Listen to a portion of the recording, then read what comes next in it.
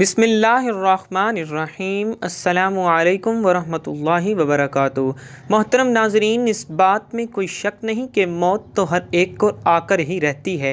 کسی کو اچانک موت آتی ہے، مثلاً کسی حادثے کے سبب یا قدرتی آفات کے سبب، جن میں زلزلے، سیلاب، آندھی، طوفان اور دوسرے وبائی امراض شامل ہیں۔ تو کسی کو بیماری میں، کسی کو گھر کے بستر میں، تو کسی کو مسجد میں۔ موت سے انکار نہیں کیا جا سکتا۔ موت کسی کی ٹلتی نہیں۔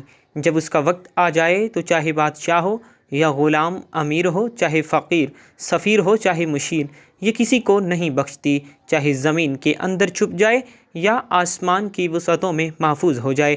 لیکن موت جو ہے، جب اس کا وقت آ جائے تو آ کر ہی رہتی ہے کہ اپنے اسباب خود پیدا کر لیتی ہے۔ اس ویڈیو میں موت کی حقیقت کے بارے میں آپ لوگوں کو بتائیں گے اور ایسی چند نشانیاں بھی بیان کریں گے جن کو سائنس بھی تسلیم کرتی ہے اور مانتی ہے کہ موت آنے سے قبل یہ نشانیاں ہر ایک پر ظاہر ہوتی ہیں۔ جب یہ نشانیاں ظاہر ہوں تو سمجھ جائیں کہ موت کا وقت قریب ہے۔ محترم ناظرین، خالق کائنات رب کائنات نے ہر نفس جاندار کے لیے موت کا وقت اور جگہ متعین کر دی ہے، اور موت ایسی شے ہے کہ دنیا کا کوئی بھی شخص، خواہ وہ کافر ہو یا فاجر، حتیٰ کہ دہر یہ ہی کیوں نہ ہو، موت کو یقینی مانتا ہے۔ اگر کوئی موت پر شک و شبہ بھی کرے تو اسے بے وقوفوں کی فہرست میں شمار کیا جاتا ہے، کیونکہ بڑی بڑی طاقتیں اور مشرق سے مغرب تک قائم ساری حکومتیں موت کے سامنے عاجز اور بے بس ہو جاتی ہیں۔ موت بندوں کو ہلاک کرنے والی، بچوں کو یتیم کرنے والی، عورتوں کو بیوہ کرنے والی، دنیاوی اور ظاہری سہاروں کو ختم کرنے والی، دلوں کو تھرانے والی، آنکھوں کو رلانے والی، بستیوں کو اجاڑنے والی، جماعتوں کو منتشر کرنے والی، لذتوں کو ختم کرنے والی، امیدوں پر پانی پھیرنے والی، ظالموں کو جہنم کی وادیوں میں جھلسانے والی اور متقیوں کو جنت کے بالا خانوں تک پہنچانے والی شے ہے۔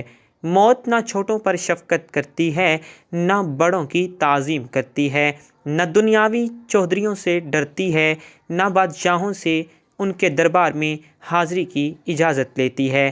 جب بھی حکم خداوندی ہوتا ہے تو تمام دنیاوی رکاوٹوں کو چیرتی اور پھاڑتی ہوئی مطلوب کو حاصل کر لیتی ہے۔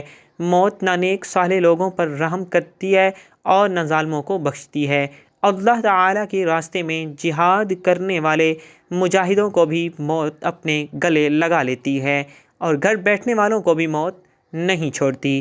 غربی ابدی زندگی کو دنیاوی فانی زندگی پر ترجیح دینے والے بھی موت کی آغوش میں سو جاتے ہیں، اور دنیا کے دیوانوں کو بھی موت اپنا لقمہ بنا لیتی ہے۔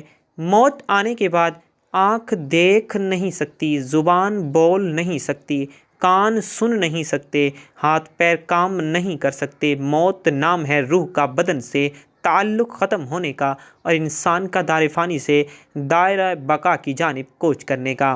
ترقی یافتہ سائنس بھی روح کو سمجھنے سے قاصر ہے۔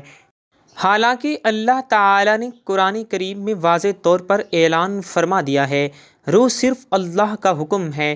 موت پر انسان کے اعمال کا کھاتہ بند ہو جاتا ہے، اور موت پر توبہ کا دروازہ بند اور سزا اور جزا کا عمل شروع ہو جاتا ہے۔ حضور اکرم صلی اللہ علیہ وآلہ وسلم نے ارشاد فرمایا، اللہ تعالیٰ بندے کی توبہ قبول کرتا ہے یہاں تک کہ اس کا آخری وقت آ جائے۔ ہر روز، ہر گھنٹہ، بلکہ ہر لمحہ اپنی موت کے قریب تر ہوتے چلے جا رہے ہیں۔ سال، مہینے اور دن گزرنے پر ہم کہتے ہیں کہ ہماری عمر کتنی ہو گئی، لیکن حقیقت یہ ہے کہ اتنے ایام ہماری زندگی سے کم ہو گئے۔ موت ایک مصیبت بھی ہے، جیسا کہ اللہ تعالیٰ ارشاد فرماتے ہیں، اور وہی تمہیں موت کی مصیبت پیش آ جائے۔ سورہ مائدہ۔ اللہ تعالیٰ نے اپنے کلام کے متعدد آیات میں موت اور اس کی حقیقت کو بیان کیا ہے، جن میں سے چند آیات پیش خدمت ہیں۔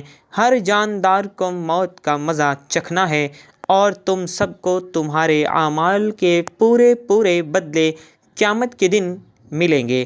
پھر جس کو دوزخ سے بچا لیا گیا اور جنت میں داخل کر دیا گیا، وہ صحیح معنوں میں کامیاب ہو گیا، اور دنیاوی زندگی تو جنت کے مقابلے میں دھوکے کے سامان کے سوا کچھ بھی نہیں ہے۔ سورہ آل عمران۔ اس آیت میں اللہ تعالیٰ نے انسانوں کی کامیابی کا معیار ذکر کیا ہے، اور وہ یہ ہے کہ اس حال میں ہماری موت آئے کہ ہمارے لیے جہنم سے چھٹکارے اور حصول جنت کا فیصلہ ہو چکا ہو۔ اس زمین میں جو کچھ بھی ہے فنا ہونے والا ہے، اور صرف تمہارے پروردگار کی فضل والی، جلال والی اور فضل و کرم والی ذات باقی رہے گی۔ سورہ رحمان۔ ہر چیز فنا ہونے والی ہے سوائے اللہ کی ذات کے، حکومت اسی کی ہے اور اسی کی طرف لوٹ کر جانا ہے۔ سورہ قصص۔ محترم اور معزز ناظرین، اب آتے ہیں موت کی چند نشانیوں کی جانب۔ جب موت کا آخری وقت ہوتا ہے تو یہ 3 نشانیاں ہر ایک شخص پر ظاہر ہوتی ہیں۔ پہلی نشانی یہ ہے کہ جسم کا وقت جب ختم ہونے والا ہوتا ہے تو آنکھوں میں آنسو چمکتے ہیں اور جسم کا درجہ حرارت گر جاتا ہے اور دوبارہ بحال نہیں ہوتا۔ ایسے وقت پر اسے شدید پسینہ بھی آ سکتا ہے۔ دوسری نشانی یہ ہے کہ اس وقت احساسات کم ہو جاتے ہیں، یعنی روح جب جسم کو چھوڑنے کے لیے بالکل تیار ہو، یعنی موت کے تقریباً 24 گھنٹے پہلے تو ہاتھ پاؤں اور باقی جسم کی جلد پر محسوسات ختم ہو جاتے ہیں اور اعضاء کا رنگ بدلنا شروع ہو جاتا ہے اور جلد کا اوپری حصہ نیلا ارغوانی رنگ اختیار کرنا شروع کر دیتا ہے۔ تیسری نشانی سانس کی بے ترتیبی ہے۔ یہ نشانی ایک واضح نشانی ہے جب انسان کا سانس اکھڑنا شروع ہوتا ہے اور بے ترتیب ہوتا چلا جاتا ہے اور دھیرے دھیرے بجھ جاتا ہے۔ میڈیکل سائنس والے ہی جانتے ہیں کہ یہ وہ وقت ہوتا ہے جب رخصت ہونے والا لینے آنے والوں کو محسوس کرنے لگتا ہے اور دیکھنے لگتا ہے، تو ایسے موقع پر اس کے منہ سے کچھ ایسے الفاظ نکلتے ہیں جس سے سن کر ڈاکٹر کہتے ہیں کہ اسے الوژن ہو رہی ہے۔ جسم جب کمزور اور لاغر ہوتا ہے تو الوژن بھی ہو سکتی ہے، مگر سکرات نہیں ہے، اور اہل علم اس بات کو اچھی طرح سے ہی جانتے ہیں کہ ساری زندگی جسم کو خون پمپ کرنے والے دل کی دھڑکنیں موت سے کچھ دیر پہلے بے ترتیب ہو جاتی ہیں اور نبض اس قدر سست ہو جاتی ہے کہ اسے ہاتھ سے محسوس کرنا بھی مشکل ہو جاتا ہے، اور یہ بہت بڑا اشارہ ہوتا ہے کہ جسمانی اعضاء اپنا وقت پورا کر چکے ہیں اور عن قریب بجھنے والے ہیں۔ جسم کا وقت جب ختم ہونے والا ہوتا ہے تو آنکھوں میں آنسو چمکتے ہیں اور جسم کا درجہ حرارت بھی گر جاتا ہے اور دوبارہ بحال بھی نہیں ہوتا۔ ایسے موقع پر اسے شدید پسینہ بھی آ سکتا ہے۔ ایسے موقع پر کمزور دل افراد اپنے جذبات پر قابو نہیں رکھ پاتے، تو انہیں چاہیے کہ مریض کے پاس نہ رہیں اور اس کے پاس ہرگز مت روئیں، کیونکہ جسم کی سماعت کی حس پوری طرح سے کام کر رہی ہوتی ہے، اور محبت کرنے والے اہل خانہ کو تکلیف میں دیکھنا بھی ایک تکلیف ہے۔ اسی لیے رخصت ہونے والے جسم کی روح کو اس تکلیف میں مبتلا نہ کریں اور اپنے جذبات کو قابو میں رکھیں، اور ایسے موقع پر ختم ہونے والے جسم کو سخت ہاتھ مت لگائیں اور نرم ہاتھوں سے اس کے بالوں میں انگلیاں پھیریں اور بار بار اس کی جگہ تبدیل نہ کریں، اور جتنا ممکن ہو اس کے لیے سکون فراہم کریں تاکہ اس پر یہ عمل آسان ہو سکے۔ کچھ لوگ ایسے وقت پر مریض کو کلمہ پڑھنے پر بھی مجبور کرتے ہیں۔ اگر مریض مسلمان ہے تو ہرگز ایسا مت کریں اور مریض کو مجبور کرنے کی بجائے آہستہ آواز میں اس کے قریب یہ کلمات ادا کر دیں تاکہ وہ سن سکے، کیونکہ اس کی سماعت کی حس کام کر رہی ہوتی ہے۔